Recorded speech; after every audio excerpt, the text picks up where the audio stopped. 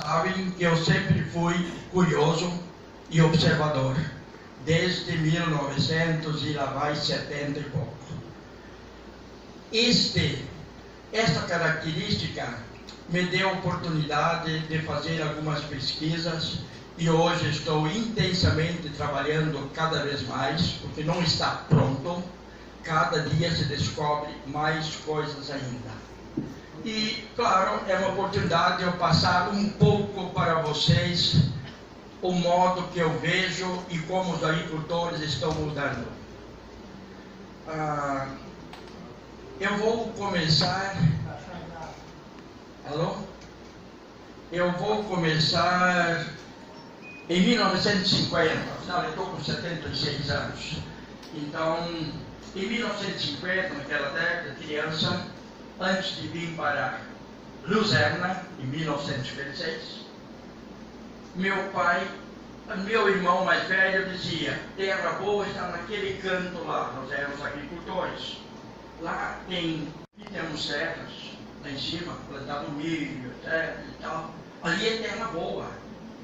Eles podem cultivar todo ano no mesmo lugar. Naquele tempo não se usava adubo químico, 1950. Agora aqui embaixo, falhou. Acabou a pilha. Falou. Para a planície, lá nos mecanizamos. Então essas ideias eu tinha.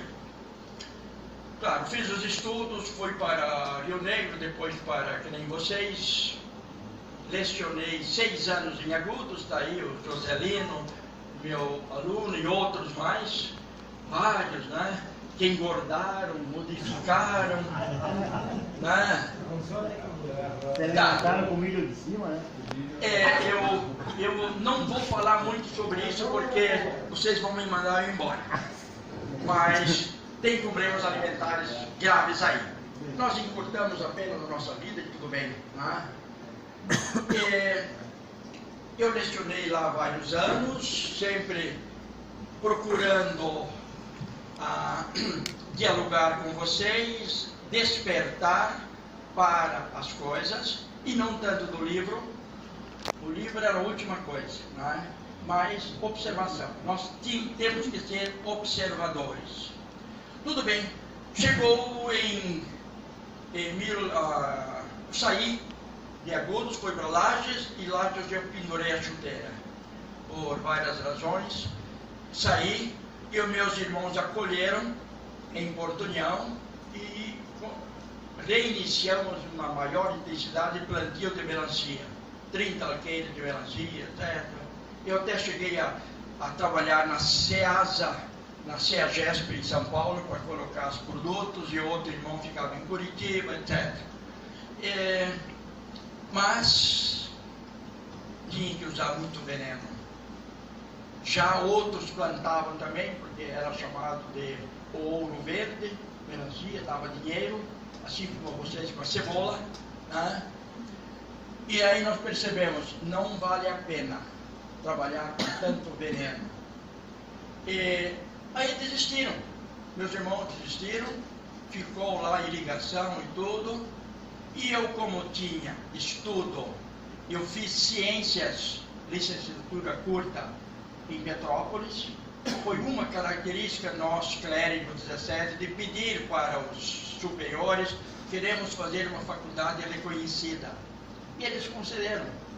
Então as aulas de filosofia e teologia eram à tarde, e nós podíamos ir na universidade de manhã ou à noite. Claro, eu escolhi ciências, 3 anos de ciências. E depois em Bauru eu fiz mais 1 ano de biologia. Como eu tinha registro no MEC, claro, eu fui fazer um concurso quando estava em Porto União, depois da melancia. E lá eu entrei lecionando no 2º grau, 1º grau. Mas tinha 2 professores que trabalhavam na faculdade. Você tem que dar aula na faculdade, porque lá não tem professor de biologia. Você é o único formado em biologia. Tudo bem. Fui dar aula em biologia, mas tinha que fazer uma pós. Aí eu conheci o Vale do Itajaí, Blumenau, na FURB. resolvi fazer um ano, férias, janeiro, julho, etc., e nós tínhamos que ficar em Blumenau. Resolvi fazer uma monografia, uma TCC, que eles chamam hoje, os acadêmicos, que fosse útil para nós, e não para ganhar um título. E eu pensei, vou ver se é verdade que o solo é mais fértil lá em cima e que é a rocha o responsável disso. Claro, escolhi um professor geólogo, Pedro de Medina, ele topou, e nós começamos a trabalhar. Primeiro os canteiros fizemos, eu cuidava da horta Fáfil, colocando pó de rocha. Começa aí a ideia. A dificuldade que a natureza tem é desmanchar a rocha. Depois, os minerais saem. É bom que isso vá devagar. Isso não é para 10 anos, 20 anos, é para 500, mil, milhares de anos, essa fertilidade. Mas, se você lê livros entendendo a Terra, aí fala-se assim, existem eras glaciais, 90 mil anos, que fica coberto aqui tudo de gelo, só na região tropical, Amazonas, ali fica sem gelo, e fica 20 mil anos quente, como é agora. Nós estamos no meio, passamos um pouco.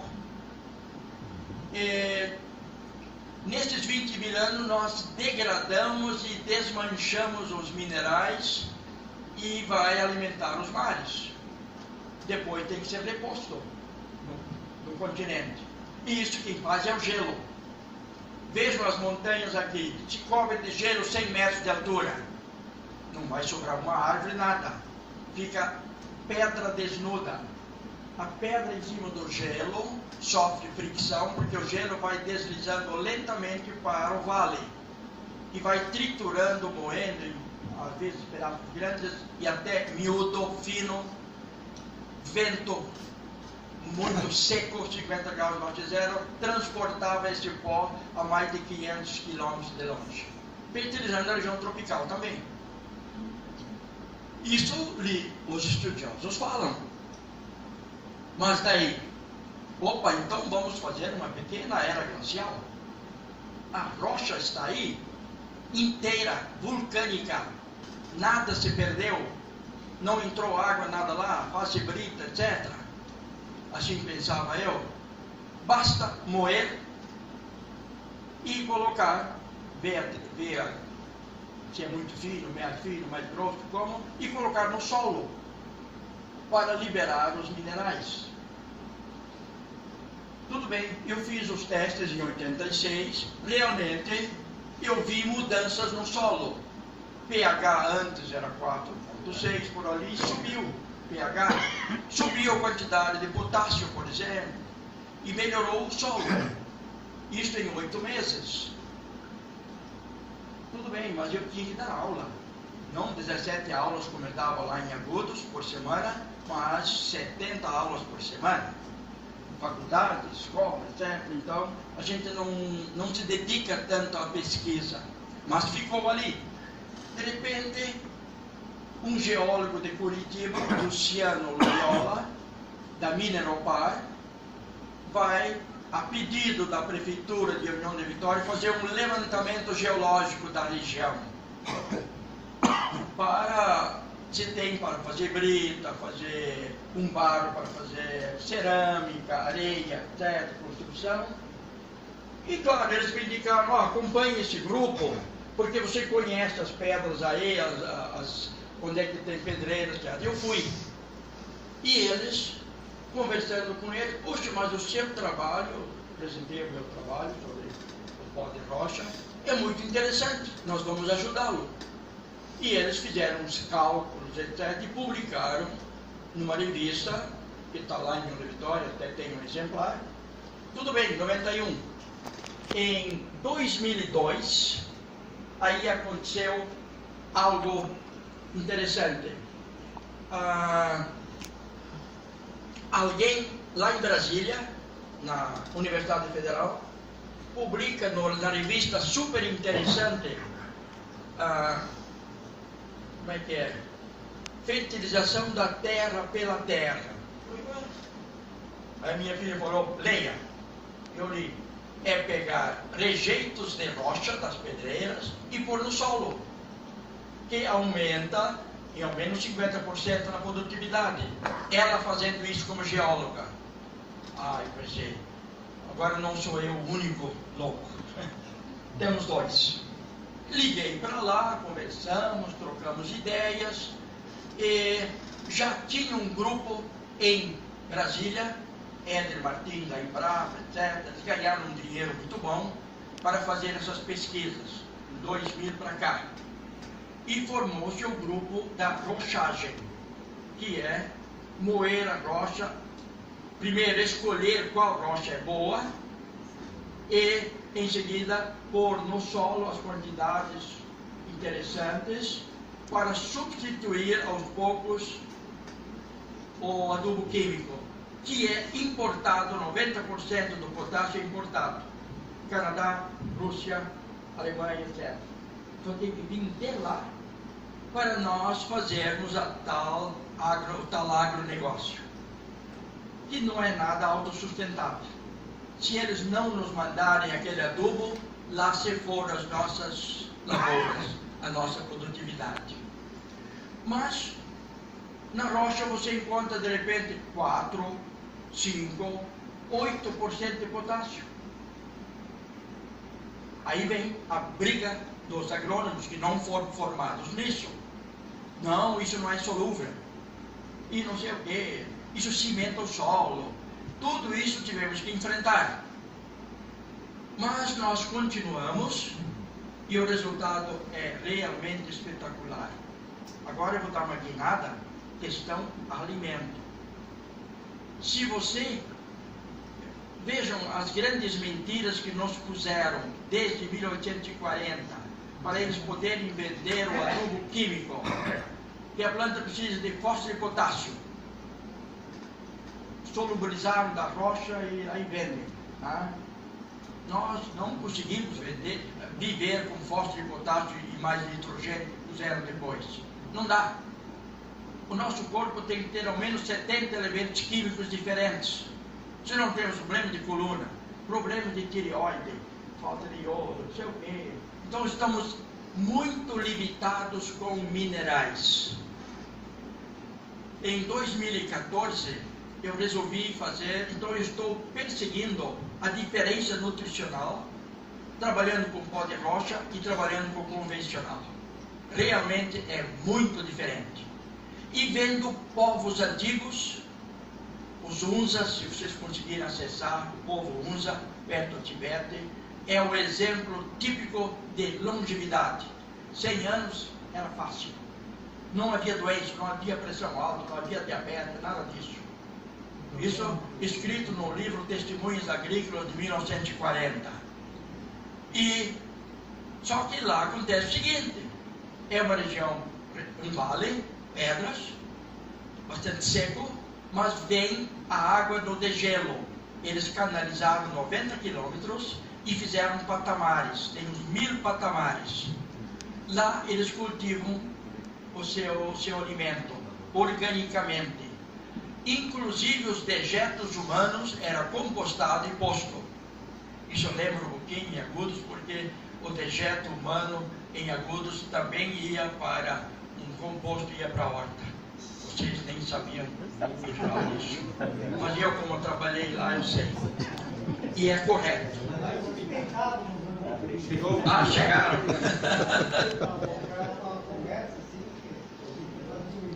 É, mas isso era bom. É certo, é correto. É autossustentável. Do que nós despacharmos tudo isso e poluímos por aí. Lá em casa, lá na roça, lá, levaram 6 bolsinhas de um tal de potássio lá do Egito. Lá. Vou fazer com isso aí agora, tem que espalhar isso aí, né? Eu falei pro meu irmão. Daí ele pegou aquelas bolsinhas lá e espalhou assim pro calcário, né? Espalhar na roça. E aumentou a produtividade naquele quadro de roça, naquele hectare lá que foi passado aquelas bolsinhas lá, daquele potássio que vinha lá do Egito. E no caso aqui, Concórdia, também estou falando ali da Bitac sem pó de rocha, colocar na terra.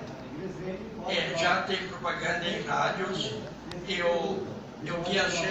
Eu viajei agora semana passada de Porto União até Soledade para uma palestra lá. Rádio ligado, de repente eu escuto Britax, propaganda que tem cálcio, magnésio, etc. Bom, é o primeiro passo. Fui adiante, de repente outra rádio falando em Reminerale, era de Erechim, propaganda de uma rocha também. Então já está acontecendo. Claro, tem que ser registrado no mapa, tem regulamentação, tudo, hoje é legal. O que eu fiz até há pouco era ilegal, mas a gente, para ser legal, você tem que sair do ilegal para o legal, não tem outro jeito. Pesquisar é pesquisar. Você não pode correr, não fazer, daí não vai dar nada, né? Tem que correr o risco. Eu corri muitas vezes o risco, mas valeu a pena. Mas eu perdi a conversa sobre alimento. Então, em 2014, tinha um grupo lá em Rio do Sul, professora da unidade lá, pesquisando sobre alimentos saudáveis. Aí eu falei, olha, entra aí o pó de rocha, etc e tal.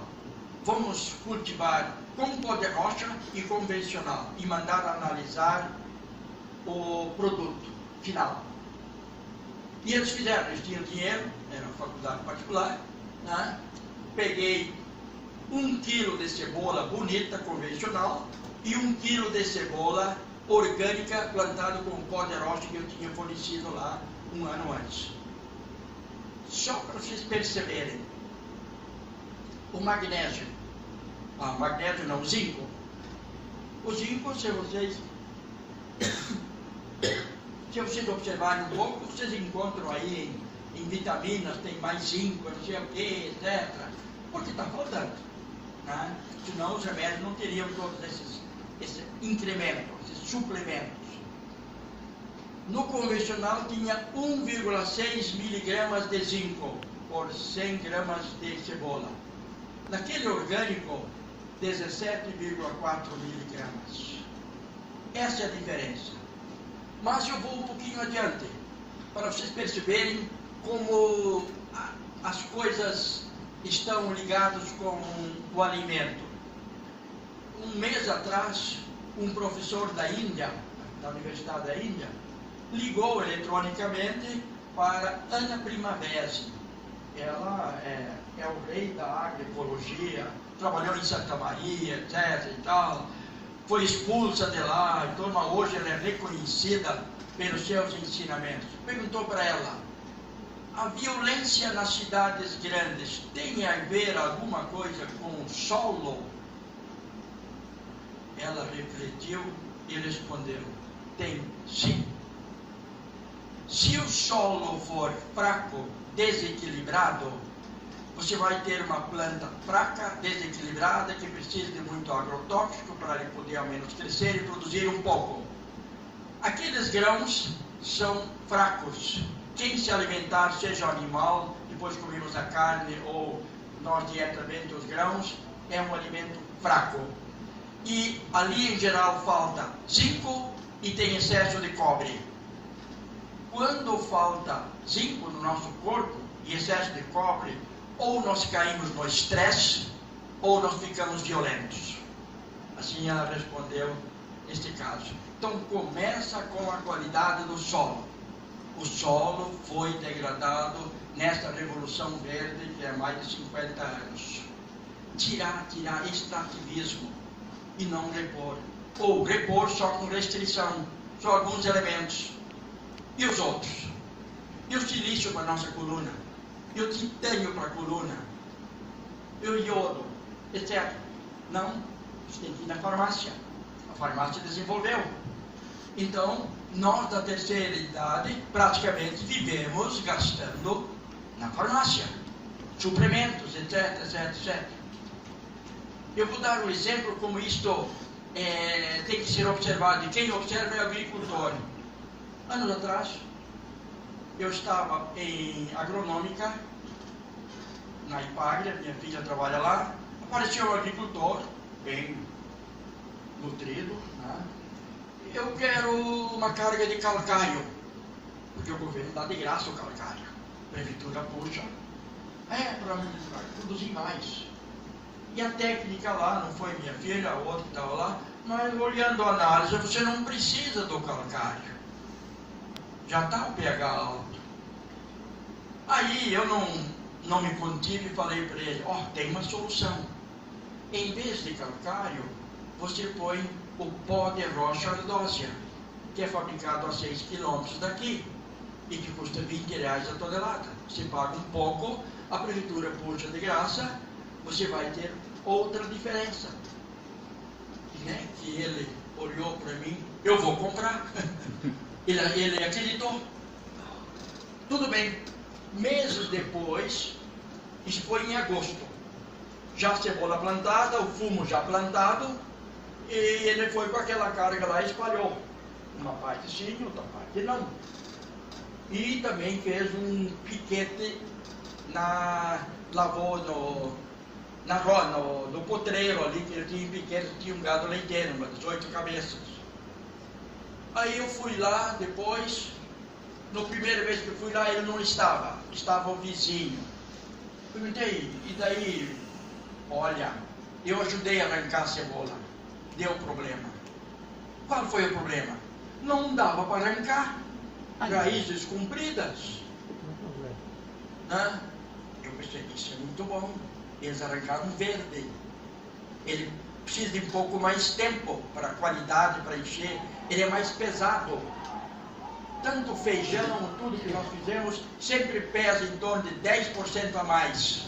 Tem mais nutrientes. E, como viu antes no exemplo da cebola.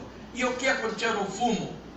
Olha, primeiro eu colhi mais tempo, estava verde, podia tirar folhas, e numa área no fundo tinha uma estrada antiga, ali sempre ficava baixinho. Lá onde foi posto o pó ficou alto, nos outros não. Então ele viu, ele observou. E no pasto? Olha, eu não sei se eu tenho que repetir, dizer, etc. Mas eu vi uma coisa. O gado começou a produzir, mas no primeiro momento que ele viu é o seguinte, sal mineral. O coxo lá que ele põe sal mineral. Ele punha uma quantidade no coxo. Cada 2 dias tem que repor. Dizer, agora só precisa repor a cada 5 dias. Estão comendo menos sal mineral. O que ele concluiu com isso? Que o pasto está melhor.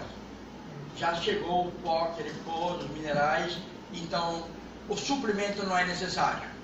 Isso lembra uma reportagem no Globo Rural falando sobre o rio Paraguai. Muita vida, etc. E tal, pássaros, jacarés, peixes, os Andes no lado, as montanhas. Tá? E de repente um fazendeiro lá no Paraguai falou assim, nós aqui não usamos sal mineral, porque não precisa. Então, quando o alimento é completo, você não precisa de suplementos. E você não vai cair a imunidade, esse negócio todo.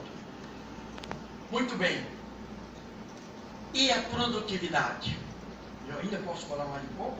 A questão dos tomates, se o senhor puder contar dos tomates. Não, o tomate aí, o segredo é duplo. Poxa, por que não trouxe uma? Eu ganhei uma semente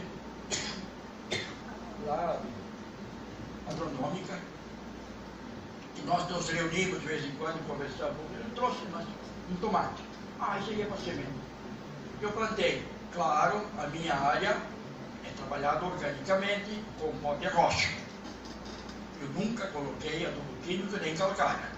Não vai ser preciso mais usar calcário, se a rocha tem um cálcio suficiente. Se não tiver, aí vai ter que pôr um pouco. Então, sempre tem que ver isso. Mas não é mais para corrigir o solo. O calcário tem que corrigir o solo. Não. Quem corrige o solo é o elemento silício que está na rocha. O silício, ele aglutina o alumínio tóxico e não dá problema na raiz. E tem outra vantagem no silício: deixa a planta firme, sem tombamento, folhas mais eretas para receber os raios solares, etc. Há umas vantagens muito grandes. E a planta pode absorver até 10% do seu caule em silício, se tiver no solo. Se não tiver, vai crescer fraco, mole. Eu vi isso com trigo, com e sem. A diferença é muito grande. Do tomate, então, preparei lá o solo, uma pequena estufa, e fizemos lá as mudas. Mas eu tinha outras sementes também, então deu umas 4, 5 variedades. Mas um cresceu, dá aquele cacho, aquela penca. E não, grande, isso não vai aguentar. Ele vai torcer e vai estrangular a seiva. E aí amadurece. Você sabe que o tomate comercial é feito assim. Está num certo ponto toda aquela plantação, eles passam de secante, tudo avermelha, daí colhem. Forçado. Será que tem muito alimento bom para nós? Ou não? Então o que eu fiz? Eu vou amarrar essa penca, uma embira em cima, para não estrangular. Olha, cheguei a colher tomate com 730 gramas. E não queria amadurecer. Só queria amadurecer agora, vou ter que deixar cair para... Né? É impressionante, coisas muito pequenas às vezes nos dão uma ajuda boa. Mas o mais importante é, o tomate cresceu na sua plenitude. Absorveu os minerais mais do que forçado a amadurecer. Então aí nós já podemos ter um alimento bom. Mas eu quero dizer para vocês, um bom número aí são agricultores. Se não são agricultores, até tem um apartamento e tem um parte de luz. Nós temos que cuidar da nossa saúde produzindo o nosso próprio alimento, ao menos 50%. Verduras, frutas, por exemplo. E ovos, quem sabe também. A galinha precisa de 40 gramas de pedrisco por dia para funcionar na sua moela. Eu fiz o teste, pesei e tudo, etc. E lá nas fezes, se tiver uma pedrinha, ela vai lá e come de novo. Ela moe totalmente.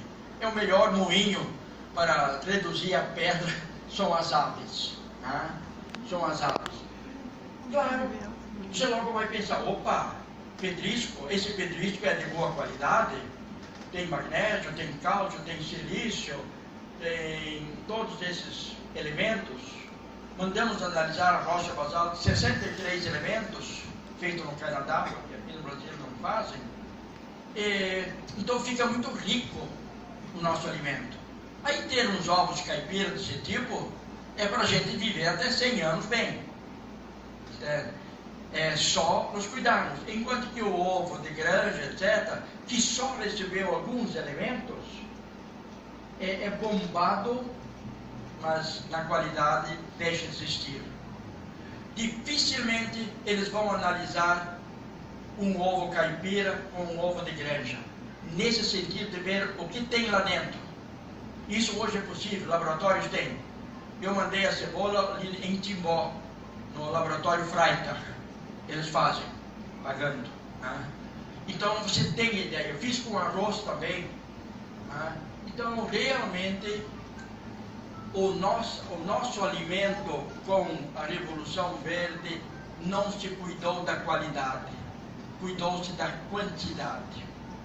E esgotando o solo. A gordura que tinha, vai se perdendo, vai diminuindo a matéria orgânica, etc. E cada vez mais fraco o alimento. Mesmo você sendo orgânico, você pode ter produtos orgânicos pobres. Se você não remineraliza o solo, só usa aquilo, etc., porque você está exportando minerais. Você vende as verduras, vende aquilo. E o solo vai ficando pobre. A não ser que a rocha esteja muito próxima, que a raiz ainda alcance na rocha mãe alguma coisa. Como é em geral aqui no sul. Já na região central do Brasil, a rocha-mãe está a mais de 10 metros de profundidade. Então, é pobre. 3 minutos? Opa. Pode, deve. Essa característica da rocha, que é quando leva o livro, esse nosso basalto aqui do sul, ele tem essas características? Olha, o basalto, o Vale do Rio do Peixe, Concórdia, você olha a vegetação em cima, é exuberante, cresce bem, pode contar que a rocha é boa. É um primeiro passo. E depois você manda esta rocha analisar num laboratório de geoquímica, Lamir de Curitiba, eu mando sempre lá, com R$240 você tem análise.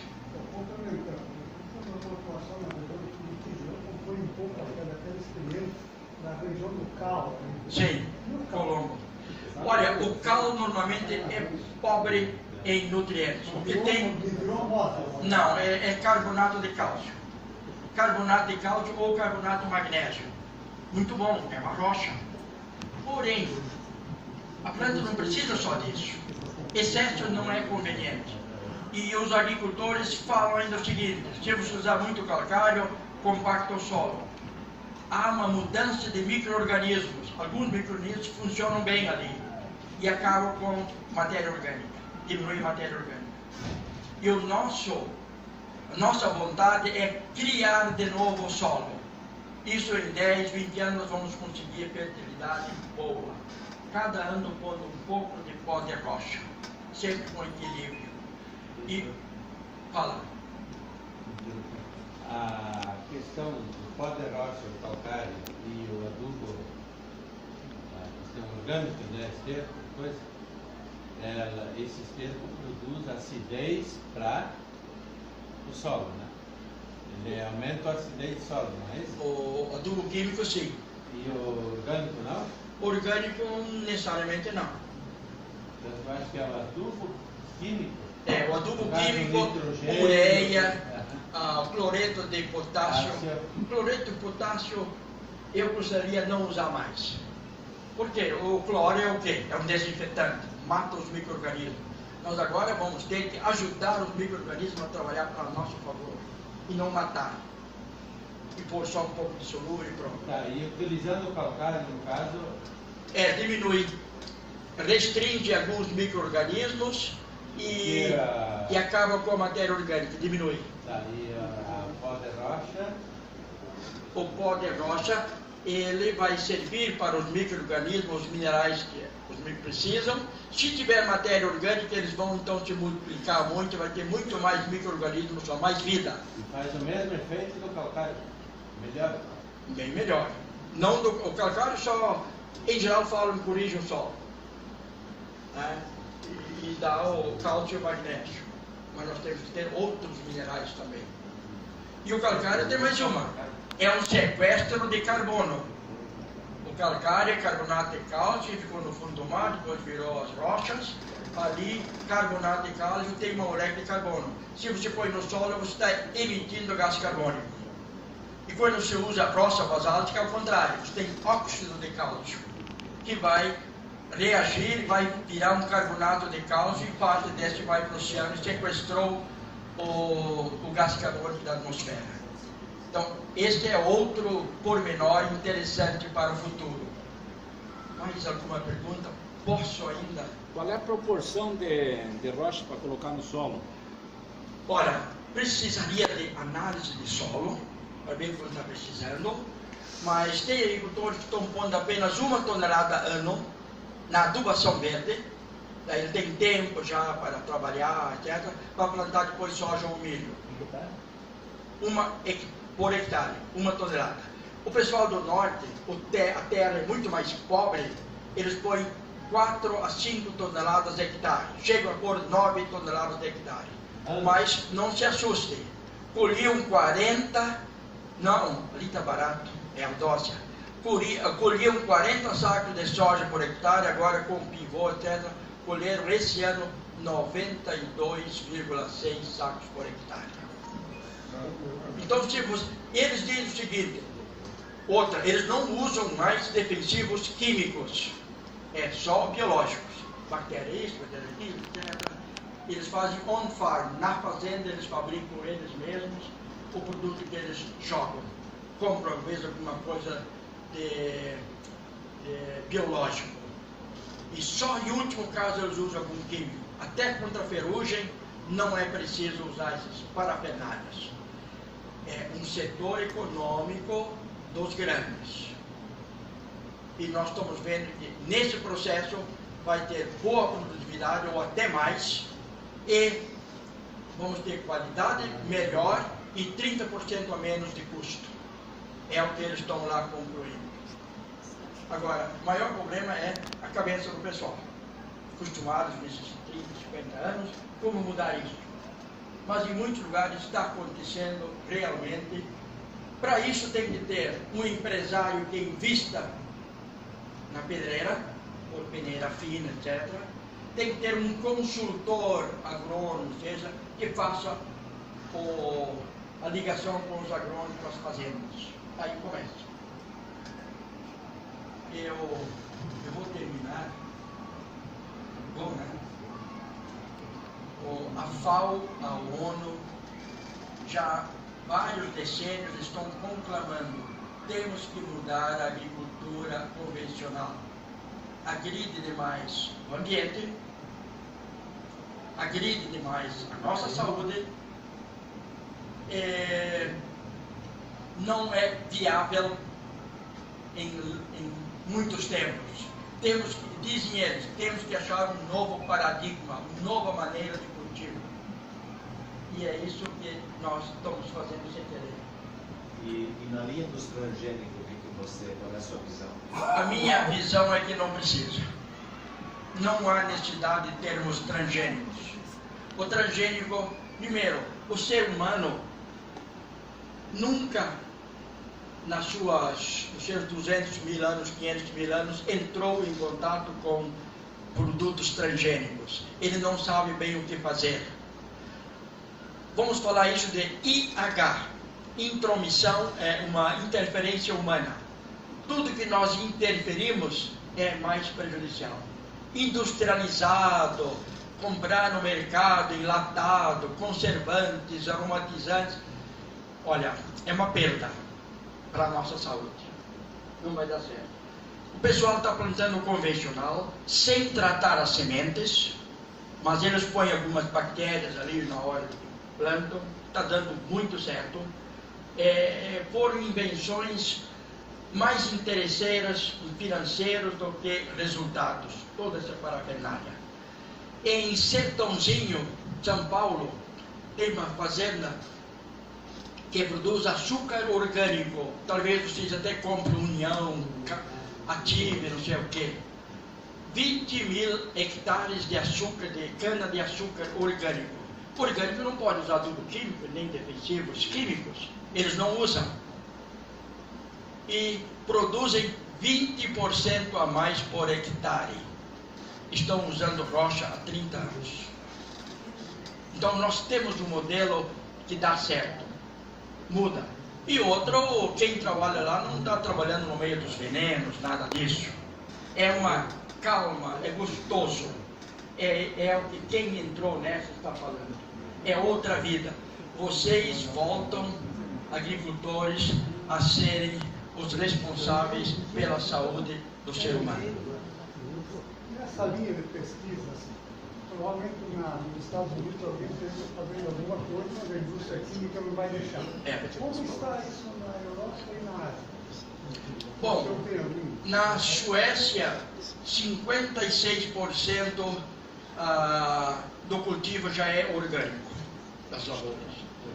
Então, país pequeno. Na Alemanha, eu estive na Alemanha, tinha um milharal bonito, lá, para colher, eu fui em setembro, lá o ciclo daí termina. Perguntei lá, o que vocês fazem com esse milho?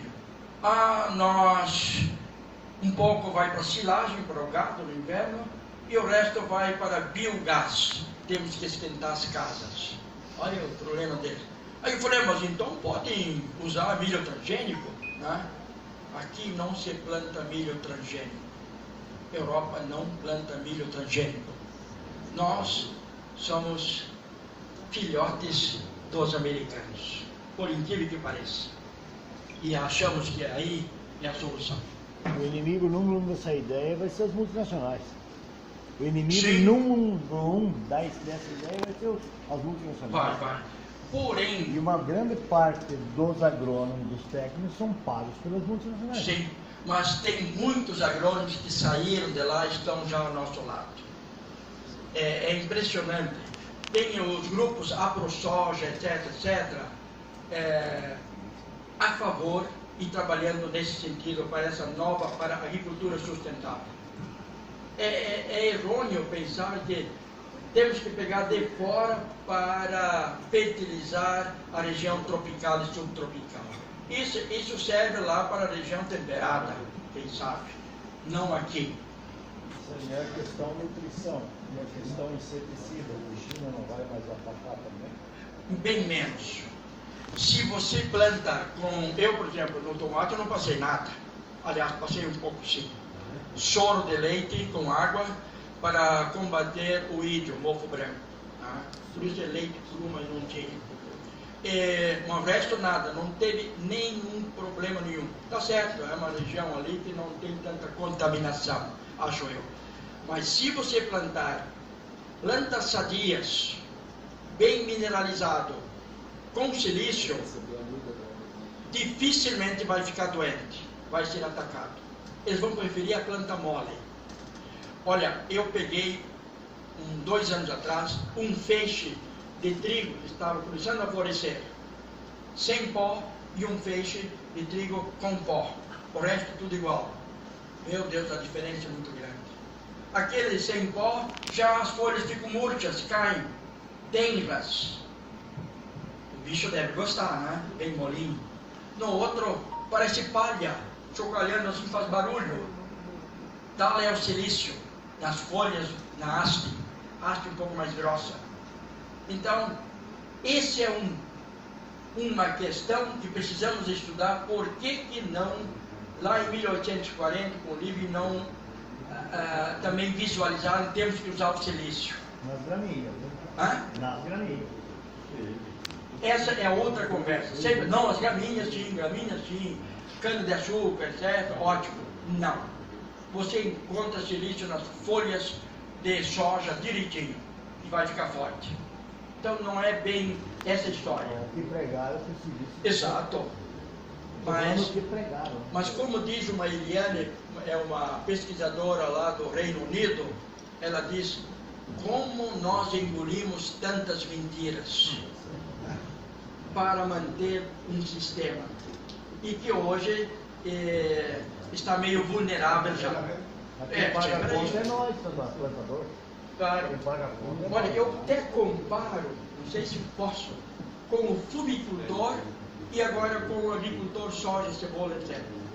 O fumicultor é escravo daquilo, né? Ele ganha para sobreviver, mas desconta 10 anos da vida e viveu no meio de estresse, no meio de depressão e tudo, né? O plantador de soja, etc., cebola, está acontecendo a mesma coisa. Também está escravo de tantos consultores que vão lá, 29 aplicações por planta, por vez, por ano, etc, etc. É uma parafernália muito grande. Mas é possível sim. Eu diria, esse 1 minuto. Não. Fome oculta. Fome oculta. Bom, tá aí um modelo fome oculta. O que é isso? Isso em vários livros já atrás. Nós precisamos de minerais para viver bem. Se esse mineral não tem que chega, nós temos que comer mais. E comemos mais. E vem carboidratos não desejáveis demais. Aí você acaba, olha o glúten, o trigo, a macaronada, tá? E quando você vê, você não está bem nutrido. Você está só obeso. E obesidade é o segundo fator que mais mata. E nós somos filhotes dos americanos. Lá está morrendo. Outra coisa, dizer que está aumentando a longevidade dos Estados Unidos é mentira. já encontrei em pesquisa, está diminuindo a longevidade. É muito diabetes, é muito problema de articulações, é muito problemas, mal de Alzheimer, etc. O alimento deles, eles não sabem mais cozinhar. Nós, ao menos aqui, cozinhamos. Eu acho que a maioria cozinha lá seu feijão, o arroz, uma mandioca, uma batata doce, etc. E não tanto do supermercado. A solução para a fome oculta? A solução é produzir alimentos sadios, completos, que tenham todos os minerais. Nós vamos ter com isso um povo alegre e sadio, e com muito mais paz. Quando nós estamos mal, falta isso, aquilo, não sabemos bem, nós não estamos vivendo bem. Então, nós vamos ter que cuidar do solo, em primeiro lugar. Construir o solo novamente. E, por sorte, a matéria-prima nós temos em abundância nesse derrame vulcânico que fez a bacia do Paraná. E mais as outras rochas sedimentares que são ricas em minerais. Por exemplo, a ardósia agronômica, Trombudo Central ali, tem 4% de potássio. Se você agora está custando R$40 a tonelada. Se você puser 1 tonelada, você tem quantos por cento de potássio já posto no solo? Eu fiz essa experiência dentro da estufa. Foi para 300 a quantidade de fósforo solúvel dentro da estufa. Tirando a estufa, porque levaram embora, estragou, aí diminuiu para 200, que é a perdas. Mas assim mesmo, muito bom, muito bom. Pondo sempre um pouco de pólen na alface, no tomate, certo? E sem pôr esterco. Eu ponho folhas um pouco ali, etc. E não reviro o solo. Uma vez só, recanteiro, depois replanto. Deixa a vida continuar lá, sem atrapalhar. Deixa a minhoca e os outros que você não vê.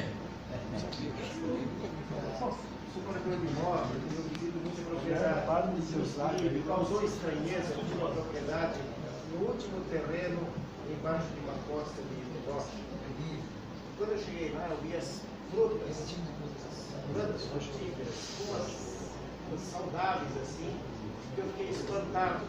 E eu comecei a oferecer essa propriedade para algumas pessoas pela qualidade das plantas, das frutas que existiam. E o cara disse que não usava qualquer tipo de herbicida, nem inseticida, nem nada. Eu fiquei extremamente, talvez hoje está me dando explicação para aquela propriedade. É uma coisa assim, fenomenal, não vi lugar nenhuma propriedade com plantas tão sadias, uma sapetinha vermelha, como é que vai ligar saudável, sem bicho, comendo, sem nada.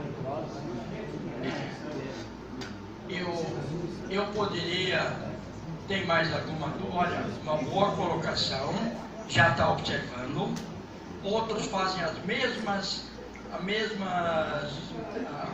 contribuições quando eu falo.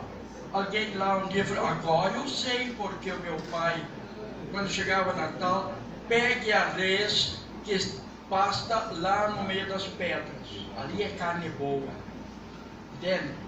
Ou vocês sabem, lá na Suíça o melhor leite é onde pastam nos Alpes, no meio das pedras. Lá não é colocado calcário, adubo químico. A própria rocha está dando todos os minerais. É uma coisa interessante, né, professor? Eu até sou um cara bem curioso. Eu sempre tive, toda palestra que eu assisti, puder, tiver oportunidade, você vá, alguma coisa você vai aproveitar. E eu realmente participei de diversas palestras, já em diversos seminários e coisas.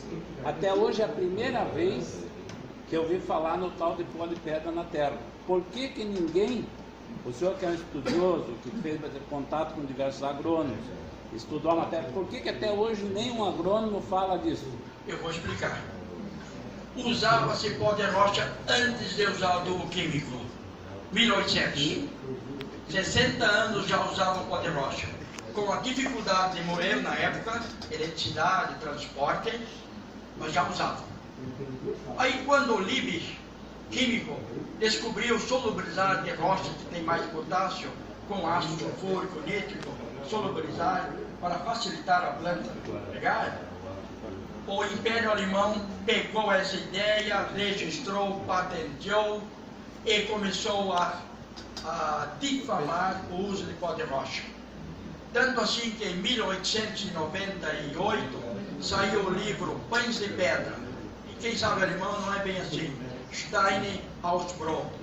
O pão é tirado da pedra. E aí ele põe como produz uma comida melhor, é mais saudável em quantidade, tudo. Era uma réplica de Liebig. O que aconteceu com esse livro? Simplesmente tiraram das bancas, queimaram e ficou até 2003. Ninguém sabia disso. E só entrou o químico. E o mundo todo dele. Eu gostaria de dar um depoimento também. Agora também recebi uma explicação. Eu, com 9 anos de idade, o meu pai mandou eu plantar umas ramas de batata, né? Lá perto de um lugar. E eu plantei numa pedreira. Era bastante pedra. Tanto é que eu coloquei pouca terra em cima das ramas. Quase apanhei do meu pai, porque ele disse: você não colocou muita terra suficiente. Vai morrer tudo. Incrível. Isso veio a explicação hoje. Deu batatas lá de 5 quilos. Todo pedaço que eu plantei de batatas lá, nunca na região aconteceu isso. Hoje eu conto essa história porque eu me livrei de uma surra do meu pai, sabe?